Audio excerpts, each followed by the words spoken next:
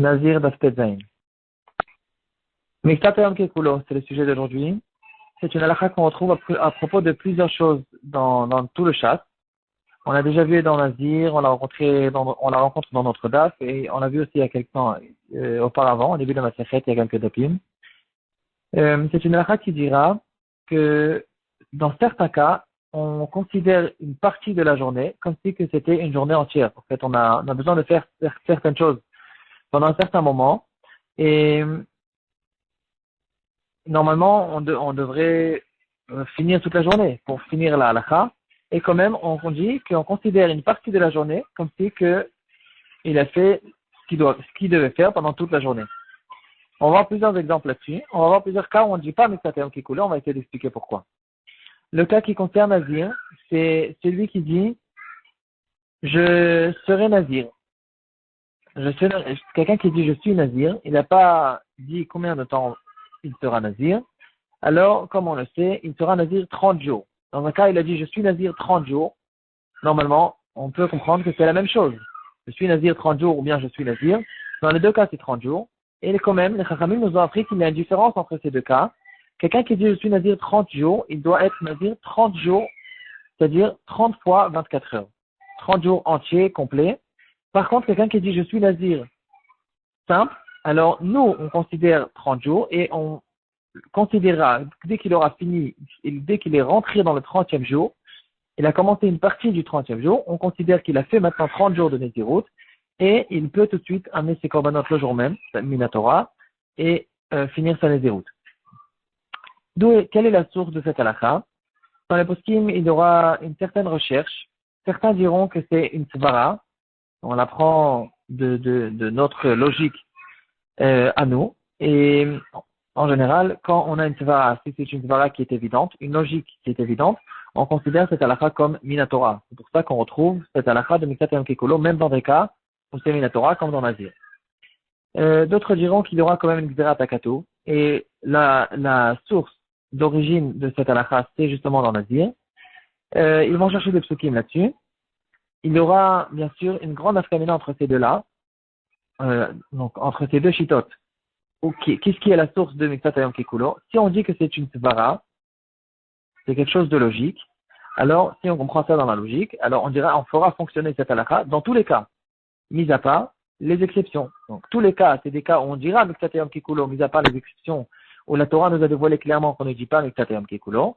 Et au contraire, celui qui dira que c'est une Gzerat Takatou, alors c'est le contraire. Non, que dans les cas où on a retrouvé ce chidouche de la Torah, qu'on fait Miktat Hayom Kekulo, c'est que dans ces cas-là, on fera Miktat Hayom Kekulo. Dans les autres cas, on ne fait pas fonctionner la halakha de Miktat Hayom Kekulo. Certains diront, il y aura en fait dans l'explication de comment ça marche cette halakha, certains diront que Miktat Hayom Kekulo,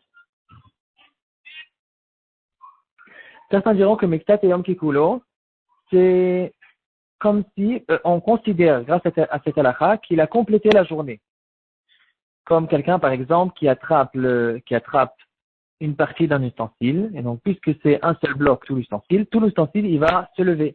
La même chose, chaque journée. Une journée entière, c'est une unité qui fait un seul bloc, un seul morceau, et si j'attrape un petit morceau de cette chose-là, j'arrive à soulever toute la journée avec cette chose-là. D'autres diront que c'est pas que je suis en train de considérer que toute la journée elle est passée, c'est, la halakha me dira que ça ne suffit de faire une partie de la journée, parce que la Torah me demande de faire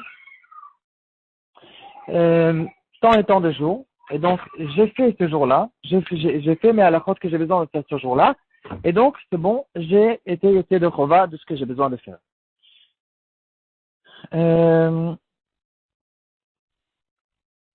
Il y aura plusieurs halakhot à propos de Miktat Hayom Kekulo, parce qu'on va retrouver plusieurs cas où on ne dit pas Miktat Hayom Kekulo, et les poskim vont essayer d'expliquer dans quel cas on dit, dans quel cas on ne dit pas. On va se retrouver avec plusieurs règles générales à propos de cette halakha. On va donner d'abord quelques exemples où on dit Miktat Hayom Kekulo. L'exemple le plus connu, je pense, c'est à propos de la Avelut. On doit faire normalement 7 jours. Quelqu'un qui est Avel, il doit faire normalement 7 jours de Avelut. Et on peut remarquer qu'on fait fonctionner cette halakha de Miktat Hayom Kekulo et au début de la Havelut et à la fin de la Havelut. C'est-à-dire, la Havelut commence à partir du moment où il y a eu l'enterrement. Si l'enterrement s'est passé même 10 minutes avant la Shkia, cette personne-là, il a eu le temps de revenir à la maison et de s'asseoir par terre. Et donc, il a commencé sa Havelut. 5 minutes avant la Shkia, il a fait sa Havelut. Il a fini une journée entière. Et puis plus tard, quand il aura fini les Shiva, le 7e jour de la Havelut aussi, après Shacharit, il s'assoit 5 minutes et il a fait maintenant son 7e jour. Et en fait, finalement, pour de vrai, il a fait que 5 jours de Havelut grâce à cette halakha de Mitzvah Yom Kikulo. Un autre exemple à propos des Shiva Nekiim, de la Zava. Normalement, il suffirait qu'elle compte 7 jours, donc 6 jours propres, et le 7e jour le matin, elle fait une zika, et ce jour-là, s'il est propre aussi. Normalement, ça suffit, on sait tous qu'on est très maxé là-dessus. Les Chachamim ne nous ont pas permis, de peur que si elle va se tromper ce jour-là, et puis plus tard, le même jour, elle va trouver qu'elle n'est pas propre, alors tout est déraciné, parce qu'on a besoin de 7 jours en fait, il faut qu'on fasse la nuance dans cette chose-là. C'est vrai qu'on considère que toute la journée est finie, mais si on voit clairement plus tard qu'elle n'était pas propre, dans ce cas-là, bien sûr qu'on ne pourra pas considérer que cette journée était entièrement bonne. À propos de l'Ilchot Tarat aussi, dans certains cas, on va attendre 7 jours, on va dire c'était à la de Mitzvah Yom Kekulo, et au début et à la fin. C'est-à-dire, dès que le Kohen rentre dans la maison, pour vérifier s'il y a un problème de Tarat dans cette maison. Alors, s'il est rentré même 5 minutes avant la nuit, on va considérer déjà le premier jour comme étant les 5 minutes qu'il y a eu à la fin de la première journée comme étant une journée entière, et le 7e jour aussi, le Kohen pourra revenir le matin du 7e jour pour décider si cette Tarat, c'est une tarat qu'on doit démolir la maison maintenant, ou bien une tarat qui n'est pas une tarat et qui est permise. D'autres cas aussi, on retrouve cette halakha. Il y aura une mitzvah spéciale qu'on n'a pas le droit de faire la shrita sur les korbanot à partir dans les 7 premiers jours de la naissance d'un animal. Et ici aussi, on fera fonctionner cette halakha de Miktat Yom Kikulo. À propos de Brit Mila aussi, on sait tous, un enfant qui naît, on fait fonctionner cette halakha de Miktat Yom Kikulo. Et le premier jour et le dernier jour.